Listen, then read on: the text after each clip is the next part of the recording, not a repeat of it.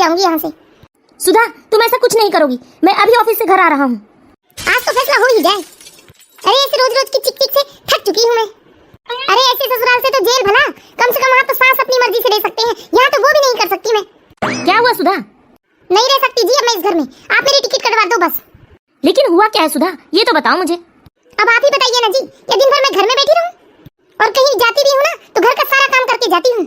पर आपकी मम्मी को तो बहू का आराम बर्दाश्त नहीं होता। अरे मेरी खुशी नहीं देखी जाती मम्मी जी को। कभी गलती से इस घर में खुश हो जाऊं ना तो मम्मी के ऊपर जैसे दुखों का पहाड़ टूट जाता है। रुको, मैं बात करता हूँ मम्मी से। रहने दो, बस आप मेरी मायके की टिकट कटवा दो, मुझे नहीं रहना है बस। सुधा, शांति से सोचो तो सही। तुम ऐसे मायके जाने का नाम मत लो। अगर तुम चले गई तो मेरा और मेरे बच्चों का क्या होगा? नहीं रहने दो, सब कुछ हो जाएगा। अरे मेरी जरूरत ही क्या है इस घर को? बच्चे भी रह जाएंगे और आप भी रह जाओगे। सुधा, तुम ये रोना धोना बंद करो और बैठो आराम से। मैं अभी मम्मी से बात करके आता हूँ। मम्मी, आगे क्या बात हुई? मम्मी, मम्मी, क्या हुआ बेटा? ये बताइए मम्मी, ये कौन सा तरीका है आपका? आप हमेशा सुधा को रुलाते क्यों रहती हो? लेकिन बेटा मैंने ऐसा क्या किया है? अब आप ही जानो मम्मी, आपने क्या किया है। अब देखो ना, वो घर छोड़कर जा रही है। अब मैं घर को संभालूं या आपको संभालूं या अपना काम धाम देखूं? मम्मी देखो मम्मी, ये क्या है? कैसे रोज रोज की नई नई नौटंकी लगा के रखी है आपने। अब मुझसे ये रोज रोज की नौटंकी सहन नहीं होती। अरे मम्मी, आप चुपचाप से अपने पूजा पाठ में अपना मन लगाइए ना और शांति से रहिए, और मुझे भी सुख शांति से रहने दीजिए इस घर में। अरे लेकिन ये तो बता बेटा मुझे कि क्या बात हो गई है? तू मुझ पर ऐसे इतना गुस्सा क्यों कर रहा है? मुझे नहीं पता मम्मी क्या बात हो गई है। वाह बेटा, बात क्या हो गई ये तुझे भी नहीं पता, लेकिन तू ऐसे गुस्से में आग उगलते हुए लड़ने आ गया मुझसे। तो सुन, मैं बताती हूँ। सुधा बोल कर गई थी उसे मार्केट जाना है, वो 1 घंटे में आ जाएगी और आते समय बंटी को भी लेते आएगी। तो मैं निश्चिंत हो गई बंटी को स्कूल से लाने के लिए कि सुधा आते वक्त उसे ले आएगी। तो क्या हुआ मम्मी, ले आती ना सुधा उसे। पहले मेरी बात तो सुन ले बेटा। लेकिन सुधा तो 3 घंटे तक भी नहीं आई थी। वो बेचारा बंटी स्कूल के बाहर बैठकर रो रहा था, और बेचारा बंटी स्कूल के बाहर रोते हुए किसी टीचर से फोन भी लगवाया था सुधा को, लेकिन सुधा को तो फोन उठाने की फुर्सत ना थी। वो तो भला हो तेरे सुधीर चाचा का, जो उधर से आ रहे थे, तब उन्हें बंटी रोता हुआ दिखाई दिया, तब वो बंटी को लेकर घर आए।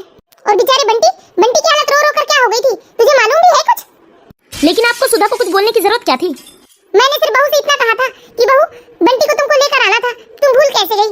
थोड़ा जल्दी आ जाती बहू मार्केट से तो बेचारा बंटी आज इतना परेशान नहीं होता। क्या बड़ी होने के नाते इतना भी नहीं कह सकती मैं तेरी बीवी को? बस मेरी इतनी सी बात से वो मुंह फुला ली और तू मुझसे लड़ने आ गया। हद हो गई है, भलाई के लिए 2 शब्द भी नहीं कह सकती अब मैं बहू से। मम्मी जी, मैं आराम करने जा रही हूँ बेटा कमरे में, सिर में थोड़ा दर्द हो रहा है मेरे। मम्मी सुनिए तो। मैं बाद में बात करती हूँ बेटा। आप भैया को कुछ समझाते क्यों नहीं जी? वो कितना गुस्सा करते हैं मम्मी जी पर, बिना बात को जाने उनकी त्योरियां चढ़ जाती हैं। मैं घर में रहती हूँ, मैं सब कुछ देखती हूँ, चाहे सुधा भाभी की कितनी ही गलतियां क्यों ना हो, लेकिन भैया हमेशा मम्मी जी को ही डांटते हैं। मुझसे ये सब देखा नहीं जाता जी। कोई अपनी माँ से ऐसे बात करता है क्या? और बात क्या करना, भैया तो सीधे सीधे मम्मी जी को डांटते हैं। आप कुछ कहते क्यों नहीं?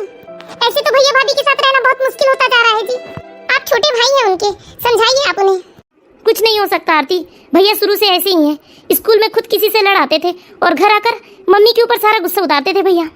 कभी वो स्कूल में कोई मैच भी हार जाते थे या उनके एग्जाम में कम मार्क्स आते थे, उसके लिए भी वो मम्मी को ही आकर डांटते थे। मैंने कई बार समझा चुका हूँ, लेकिन भैया नहीं समझते। भैया शुरू से ऐसे ही हैं आरती। लेकिन अब भैया बच्चे नहीं रहे जी। लेकिन भैया तो इस बात को नहीं समझते। जब तक भैया की नौकरी नहीं लगी थी ना, तब तक भैया मम्मी से ही चिड़े चिड़े से रहते थे। भैया बड़े थे ना आरती इस घर के, इसलिए मम्मी पापा ने उन्हें खूब प्यार दिया, और उन्हीं की लाड़ दुलार की वजह से भैया हमेशा सिर पर ही चढ़े रहते थे। यही कारण है आरती कि भैया बचपन से मुंहफट और बिंदास है। उनके जो मुंह में आता है वो बोल देते हैं बिना कुछ सोचे। और ये सब मैं बचपन से देखता आ रहा हूँ आरती, इसलिए मुझे भी कुछ ज्यादा फर्क नहीं पड़ता, क्योंकि भैया का व्यवहार ऐसा ही है। मैंने कई बार समझाया है अमित भैया को, लेकिन कभी वो किसी की नहीं सुनते। मुझे तो लगा कि भाभी के आने के बाद भैया सुधर जाएंगे, लेकिन भाभी तो और आग में घी डालने का काम करती हैं। बात बात में बातों का बतंगड़ बना देती हैं। नहीं पापा प्लीज मुझे मत मारिए। अरे ये तो रिंकी और बंटी के रोने की आवाज आ रही है। हाँ आरती, चलो चलकर देखते हैं ये बच्चे रो क्यों रहे हैं। पापा प्लीज मेरे कान छोड़िए, पापा मुझे दर्द हो रहा है। अमित भैया, आप इस तरह बच्चों की पिटाई क्यों कर रहे हो? यहाँ बच्चे चाची के पास। ये बंटी के मैथ्स के मार्क्स देख, 25 में से 20 नंबर लाए हैं। अरे 5 नंबर कहाँ गया? रोना बंद करो बेटा तुम लोग। अरे इन लोगों के पीछे मैंने कितना खर्चा कर रखा है, इतने बड़े स्कूल में एडमिशन करवाया है, अलग से कोचिंग लगवाया है, फिर भी 5 नंबर कम लाए हैं इसने। ऐसे ही चलता रहा तो बन गया ये बड़ा आदमी। ये सब न राघव, सिर्फ और सिर्फ मम्मी की वजह से हुआ है। ये क्या बात हुई भैया, इसका दोष आप मम्मी को क्यों दे रहे हो? मम्मी ने क्या किया है? ये सब मम्मी का ही तो किया हुआ है राघव। ये मम्मी है जो तेज तेज आवाज में टीवी सीरियल देखा करती थी, इसलिए बच्चों का दिमाग भटक गया। और नहीं तो क्या, जब देखो तब बस घर में टीवी सीरियल चलते रहता है, वो भी तेज तेज आवाज में। अरे इनके कारण तो मेरा दिमाग ही पक गया है। मेरे बच्चों का करियर बनने से पहले ही खत्म हो जाएगा इनके कारण। हाँ सुधा, तुम बिल्कुल ठीक ही कह रही हो। ये मम्मी जी की वजह से हमारे बच्चों का करियर बनने से पहले ही खत्म हो जाएगा इस घर में। भैया ये आप क्या बोल रहे हो? हर चीज का दोष बस मम्मी पर ही क्यों लगा देते हो आप? ये मत भूलिए भैया कि मेरी पीहू भी इसी घर में पढ़ाई करती है, उसके तो बहुत अच्छे मार्क्स आए हैं। और ये जरूरी नहीं है भैया कि बच्चों के मार्क्स हर विषय में पूरे ही आए। और रही बात मम्मी की भैया, मम्मी तो अपने कमरे में देखती है टीवी, और बच्चों को तो वो कभी परेशान नहीं करती। अब ऐसा है ना राघव, तुम्हारी बेटी के अच्छे मार्क्स आए इसलिए आज तुम इतनी बड़ी बड़ी बात कर रहे हो। अगर किसी दिन उसने कम मार्क्स लाए ना, तब तुम्हें समझ में आएगा एक पिता के दिल पर क्या बीतती है जब उसका बच्चा क्लास में कम मार्क्स लाता है। ऐसा कुछ भी नहीं है भैया, और मम्मी के यहाँ होने से हमारे तीनों बच्चों की परवरिश बहुत अच्छी हो रही है। अरे रहने दे राघव, तू तो हर समय मम्मी ही का पक्ष लेगा। ये रोज रोज के जो झगड़े हैं ना, ये मम्मी की वजह से होते हैं। चलो सुधा। मैं भी तंग आ चुकी हूँ रोज रोज के झगड़ों से। अरे इसमें गाल फुलाने वाली क्या बात है बेटा? अगली बार तुम और अच्छे से पढ़ाई करना तो तुम्हारे मार्क्स और अच्छे आएंगे, ठीक है? अब जाकर खेलो तुम दोनों। ठीक है चाची। ये क्या है जी, हर चीज का दोष बस मम्मी को ही देते हैं ये भैया भाभी तो। चलिए जी मम्मी जी के कमरे में, उन्हें समझाते हैं हम। ये घर का माहौल आरती दिन ब दिन और बिगड़ते जा रहा है। हाँ जी। मम्मी क्या हुआ बेटा? मम्मी या भैया भाभी को कुछ समझाते क्यों नहीं? सब कुछ बस गूंगी गुड़िया बनकर सुनते रहते हो आप। हाँ मम्मी जी, कब तक ऐसा चलेगा? दीदी और भैया के मन में जो आता है वो सब कुछ बोल देते हैं आपको, और आप चुपचाप सब कुछ बर्दाश्त कर लेते हैं। आप पता नहीं मम्मी जी कैसे बर्दाश्त कर लेते हैं, लेकिन हमसे अब ये सब सुनकर नहीं होता कि आप इस घर में बड़े हैं और भैया भाभी उनका जो मन आता है वो आपको बोले जाते हैं। अमित की दबी इच्छा क्या क्या थी ये जानते हैं। ये मेरा बेटा अमित नहीं बोल रहा है बेटा, उसके अंदर जो इच्छाएं दबी हुई है ना वो बोल रहा है। क्योंकि बचपन से बेटा इस घर में उसकी इच्छाओं को दबाया गया है ना, उसकी इच्छा की पूर्ति नहीं कर पाए हैं हम गरीब माँ बाप, इसलिए उसका गुस्सा है जो हमेशा मुझ पर फूटता है। और मैं तो एक माँ हूँ बेटा, बच्चे तो पेट में ही लात मारना शुरू कर देते हैं और एक माँ चुपचाप सब कुछ सह लेती है बेटा। माँ सब कुछ सहन कर लेती है बेटा, और इतना ही नहीं, वो अपने बच्चों को हमेशा खुश रहने का, खूब तरक्की करने का आशीर्वाद देती है। लेकिन फिर भी मम्मी जी भैया इस तरह से, ऐसा है बेटा तुम्हारे पापा की सैलरी ज्यादा न थी, और यही कारण था मैं तुम दोनों भाई को अच्छे से अच्छी परवरिश देना चाहती थी, और मैंने भी घर में सिलाई का काम शुरू कर दिया था। मैं दिन रात मेहनत करती थी बेटा, उधर तुम्हारे पापा के ऑफिस जाते ही मैं लोगों के कपड़े सिला करती थी और तुम्हारी हर इच्छाओं को पूरी करने की कोशिश करती थी बेटा। लेकिन फिर भी इतने कम पैसे में मैं तुम दोनों भाइयों को ज्यादा सुख सुविधाएं नहीं दे पाई बेटा। तू तो बहुत छोटा था बेटा, लेकिन तेरा भाई अमित वो बड़ा और समझदार हो गया था और बात में बस मुझ पर गुस्सा करते रहता था। मैं स्कूल बैग भी सस्ता दिलाया करती थी और टिफिन में सब्जियां भी साधारण ही होती थी। मैं हर समय पैसा कमाने में और पैसा बचाने में लगी रहती थी बेटा। मैंने कभी भी अच्छे कपड़े खरीद कर तुम लोगों को नहीं पहनाया बेटा। जो मैं कपड़े सिला करती थी लोगों के, उन्हीं कपड़ों की जो टुकड़े बच जाते थे उसी से मैं तुम दोनों भाइयों के लिए शर्ट सिल दिया करती थी बेटा, और वही पहना दिया करती थी मैं तुम लोगों को। बाकी बच्चों की तरह तुम लोगों के पास कभी भी अच्छा वाटर बैग नहीं हुआ करता था बेटा, ना ही कभी अच्छा लंच बॉक्स हुआ, ना ही स्कूल का बैग हुआ, और कॉपी किताब भी मैं तुम लोगों के लिए हमेशा सस्ती वाली लिया करती थी बेटा। और अमित तो मुझसे एक बार साइकिल की जिद कर बैठा, क्योंकि उसके सारे दोस्त साइकिल से स्कूल जाते थे और अमित बेचारा पैदल जाता था। लेकिन हमारी इतनी हैसियत ना थी बेटा कि हम उसे साइकिल दिला पाते। इसलिए अमित शुरू से ही अपने मम्मी पापा से चिड़ा रहता था। उसे गुस्सा थी कि मुझे कभी मेरी पसंद की कोई चीज नहीं दिलाते, लेकिन अमित ने कभी भी हमारी मजबूरियों को नहीं देखा। और सच कहूं बेटा, इसमें अमित का भी कोई दोष नहीं है, क्योंकि हमने उसे इतने अच्छे स्कूल में पढ़ाया कि उसके सारे दोस्त अच्छे घर से हुआ करते थे, सब अच्छी नई और महंगी चीजें रखा करते थे। लेकिन अमित बेचारा ये कैसा था जिसके पास कभी भी कोई अच्छी और महंगी चीजें न थी। अमित शुरू से ही अपने दोस्तों की बराबरी करने में लगा रहता था, लेकिन उनके दोस्त वो सभी अच्छे और बड़े घर के बच्चे थे और हम लोग कभी भी उनकी बराबरी नहीं कर सकते थे।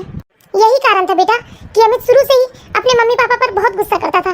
उसे ऐसा लगता था कि उसके माँ बाप ने उसकी सारी इच्छाओं का गला घोट दिया, और यही गुस्सा आज तक दिख रहा है बेटा। इसलिए बेटा मुझे इन सब चीजों की आदत हो गई है। वो बचपन से ही चिड़ा रहता है, और उसकी नौकरी भी बहुत मुश्किल से लगी है बेटा। और उसकी शादी के बाद मुझे ऐसा लगा कि बच्चे होने के बाद उसका स्वभाव बदल जाएगा, लेकिन अमित नहीं बदल पाया बेटा। मैं कितनी बदकिस्मत माँ हूँ बेटा, जिसका बेटा हर बात के लिए बस अपनी माँ को ही दोषी मानता है बेटा। मैं कितनी बदकिस्मत माँ हूँ बेटा। लेकिन मम्मी जी, यदि पापा जी की सैलरी कम थी तो इसमें आपका क्या दोष है? हाँ बेटा, मेरे मन में भी यही सवाल उठता है, यदि अमित ने अच्छे से पढ़ाई नहीं की तो इसमें मेरा क्या दोष है? उसकी अच्छे से पढ़ाई नहीं करने की वजह से उसे बड़ी कंपनी में नौकरी नहीं मिल पाई, भला इसमें मेरा क्या दोष है बेटा? हाँ मम्मी जी, इसमें आपका कोई दोष नहीं है। राघव जी भी तो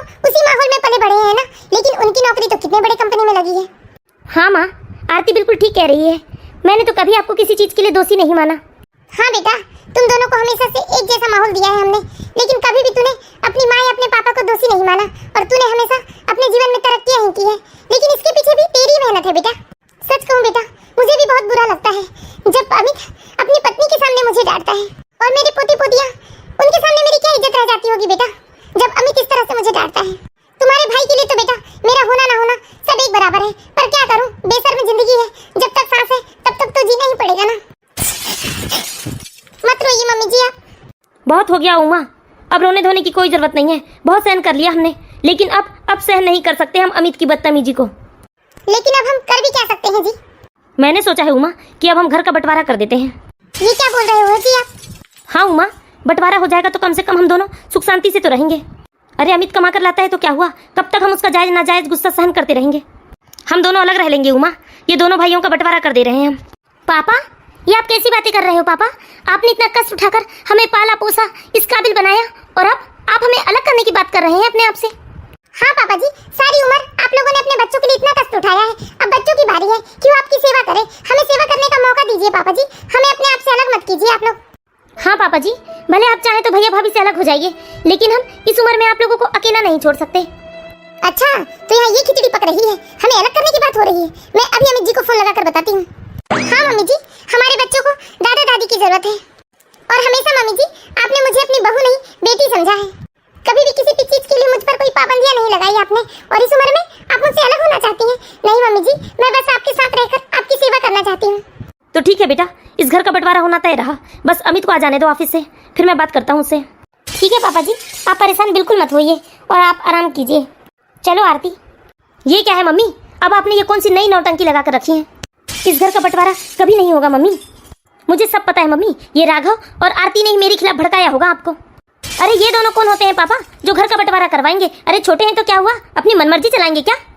सुन लो मम्मी, मुझे इन दोनों की चालबाजियां सब अच्छे से पता है। पहले तो ये घर का बंटवारा करवाएंगे और आप दोनों को अपने साइड रखेंगे, और धीरे धीरे आपकी सारी प्रॉपर्टी हड़प लेंगे। मम्मी सब जानता हूँ ये राघव की चाल में।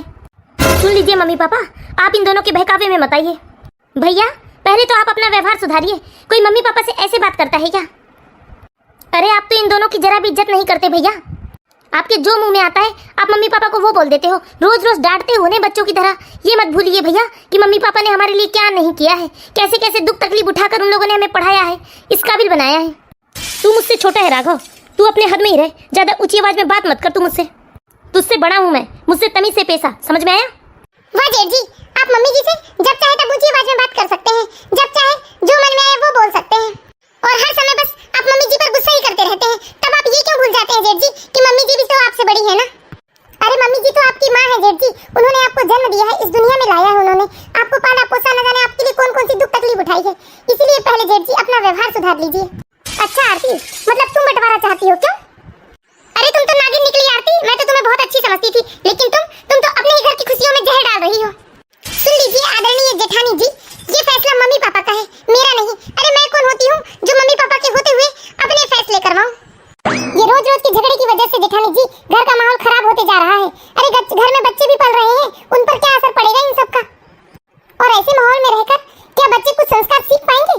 अरे इसी तरह से लड़ते झगड़ते रहेंगे वो, ना ही वो कभी अपने माँ बाप को सम्मान दे पाएंगे और ना ही कभी अपने जीवन साथी को।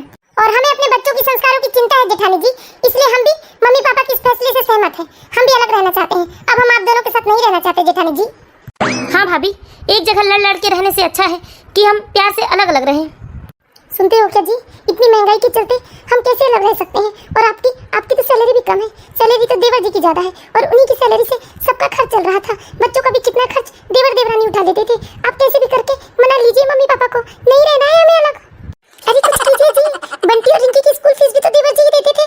प्लीज कैसे भी करके इस बंटवारे को रोक लीजिए आप, हमारा ही नुकसान होने वाला है। हाँ मैं कुछ करता हूँ। वाह मेरे छोटे भाई, क्या चाल चली है तूने।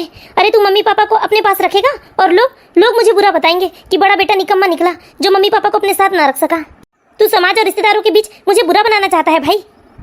हाँ देवर जी, सारे रिश्तेदार और समाज वाले तो मेरा भी मजाक उड़ाएंगे ना कि ये कैसी बहू है जो अपने सास ससुर को ना संभाल पाई। नहीं देवर जी, आप ऐसा नहीं कर सकते, आप मम्मी पापा को हमसे दूर नहीं कर सकते देवर जी। वाह मेरे छोटे भाई, तूने अपने पैसों के बल पर इन दोनों को अपनी तरफ कर लिया है। बेसर, तुझे तो कभी शर्म आती नहीं है, जो मुंह में आए क्या गूगल देता है, ये मेरे संस्कार तो नहीं है। अरे बेटा, पहले तू अपने अंदर झांक कर देख, फिर बताना कि हम तेरे साथ क्यों नहीं रहना चाहते। बहुत हुआ बेटा, अब ये रोज रोज कड़वा जहर मुझसे निगला नहीं जाता। अरे आरती और राघव ने अपनी मीठी मीठी बोली से अपना बनाया है हमें, पैसों से नहीं बेटा। अरे तूने तो कभी अपनी माँ से बेटा दो मीठे शब्द नहीं बोले। अरे हमने तुम दोनों भाइयों को एक जैसी परवरिश दी है बेटा, और तेरे छोटे भाई को तो तुझसे कम ही सुख सुविधाएं मिली है, लेकिन कभी भी उसने हमसे बदतमीजी नहीं की, कभी भी हमारे सामने तेज आवाज से बात नहीं किया उसने। अरे अब तो तू भी पिता बन गया है बेटा, तेरे भी दो बच्चे हैं। अब तेरी इस छोटी सी नौकरी में मैं देखती हूँ कि तू अपने बच्चों को क्या क्या सुख सुविधाएं दे पाता है बेटा। मुझे माफ कर दो मम्मी, मैं आज के बाद कभी आपसे बदतमीजी नहीं करूंगा। नहीं बेटा, अब मैंने फैसला कर लिया है कि अब मैं तेरे साथ नहीं रह सकती। ऐसा मत कीजिए मम्मी जी, प्लीज हमें अपने आप से अलग मत कीजिए मम्मी जी। हम कहाँ जाएंगे मम्मी जी? हम तुम्हें इस घर से कैसे निकाल सकते हैं? हमने तो तुम्हें बहू बनाकर बड़े अरमान से इस घर से लाया था, और इसी घर से तुम्हें निकाल दे? नहीं नहीं, ये तुम गलत सोच रही हो। ऊपर वाला जो कमरा है वहाँ तुम रहोगे, और नीचे हम लोग अपने छोटे बेटे बहू के साथ रहेंगे आज से। तुम्हारे पापा ने ये बंटवारा किया है बेटा, और अब तुम्हें ये बंटवारा मानना ही पड़ेगा। अरे कब तक हम तुम्हारी सुने? अरे तुम्हारी सुने, फिर तुम्हारी पत्नी की सुने, और क्या पता ऐसा ही चलता रहा तो एक दिन तुम्हारे बच्चों की भी सुनना पड़ेगा हमें। ऐसा मत कीजिए मम्मी जी। नहीं बहू, ये हमारा आखिरी फैसला है, अब हम तुम दोनों के साथ नहीं रह सकते। उमा, इन्हें कह दो अपना सामान ऊपर वाले कमरे में ले जाएं। सुन लिया बेटा तुम्हारे पापा ने क्या कहे? तो देख लिया दोस्तों, आज आपने बच्चों के कड़वे बोल माता पिता को सबसे ज्यादा कष्ट पहुंचाते हैं। इसलिए जब भी अपने माता पिता से बात करें तो प्यार और सम्मान से बात करें, क्योंकि उन्होंने आपके लिए क्या नहीं किया है। मानती हूँ कि परिस्थितियाँ खराब हो सकती है, पर माता पिता हमेशा अच्छे होते हैं और अपनी संतान की हमेशा भलाई ही